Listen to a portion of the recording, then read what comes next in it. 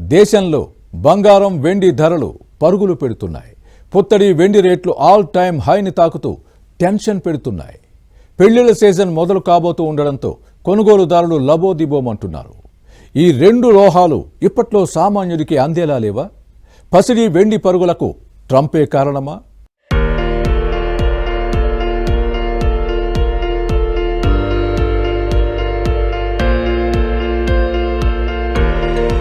America అధ్యక్షుడు Trump తీసుకుంటున్న సంచలన నిర్ణయాలతో మన దేశంలో పసిడి వెండి పరుగులు పెడుతున్నాయి. వాటి ధరలు ఆకాశాన్ని తాకుతున్నాయి.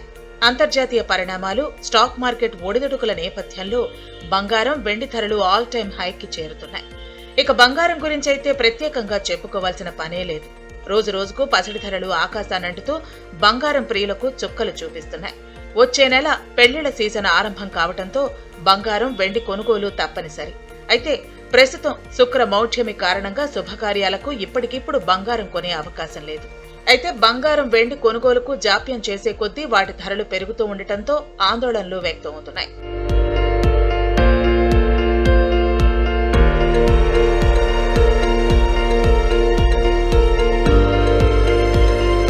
ట్రంప్ తీసుకుంటున్న నిర్ణయాలు పసిడి ప్రియుల పాలిట శాపంలా మారుతున్నాయన్న విశ్లేషణలు వినిపిస్తున్నాయి.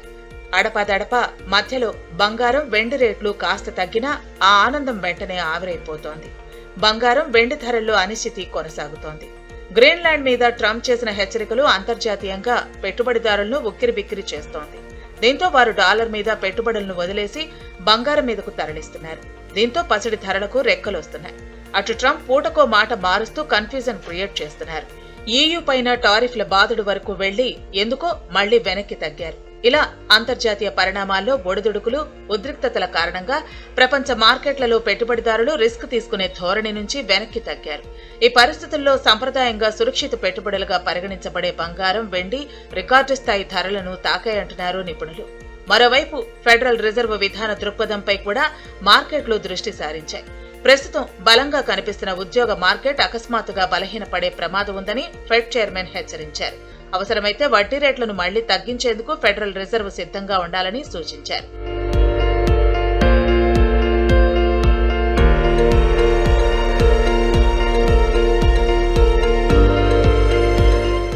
రాజకీయ అస్థిరత, అమెరికా ద్రవ్య విధానంపై నెలకొన్న సందేహాలు, భౌగోళిక రాజకీయ ఉద్రిక్తతలు కూడా బంగారం ధరల పెరుగుదలకు దోహదపడ్డాయంటున్నారు నిపుణులు.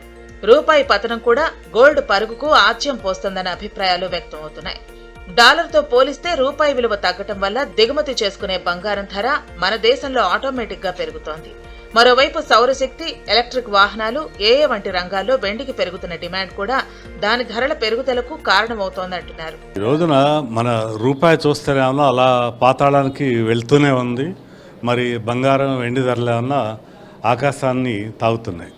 దేనికి కారణాలు ఏంటి అని మనం పరిశీలిస్తే రూపాయి పతనం ఇలా కంటిన్యూ అవటానికైతే మనకి ఇప్పుడు ఉన్నటువంటి అంతర్జాతీయ పరిస్థితులు, తర్వాత మనం టారిఫ్ అగ్రిమెంట్ అనేటువంటిది యుఎస్తో ఇప్పుడు కూడా కాకపోవటం, మళ్ళీ అలాగే మన విదేశీ సంస్థాగత మదుపుదారులు భారతదేశం నుంచి ఈక్విటీలు అమ్మేసి వేరే దేశాలకి ఆ యొక్క సొమ్మును తరలించుకుంటూ వెళ్ళటము, ఈ కారణాల వల్ల ప్రధానంగా మన రూపాయి పతనం ఏంటంటే కొనసాగుతూ వచ్చింది.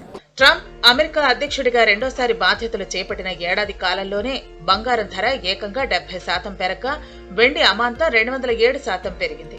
నిజానికి అత్యవసర సమయాల్లో ఆర్థిక అనిశ్చితి నెలకొన్నప్పుడు బంగారం అత్యంత సురక్షితమైన పెట్టుబడి సాధనంగా పనిచేస్తుంది. అందుకే ప్రపంచవ్యాప్తంగా ఏదైనా ఆర్థిక సంక్షోభం లేదా రాజకీయ అస్థిరత ఏర్పడినప్పుడు బంగారం ధరలు ఆకాశాన్ని అంటుతుంటాయి. ఇప్పుడు కూడా అంతర్జాతీయ పరిణామాల కారణంగా బంగారం ధరలు గణనీయంగా పెరిగాయి.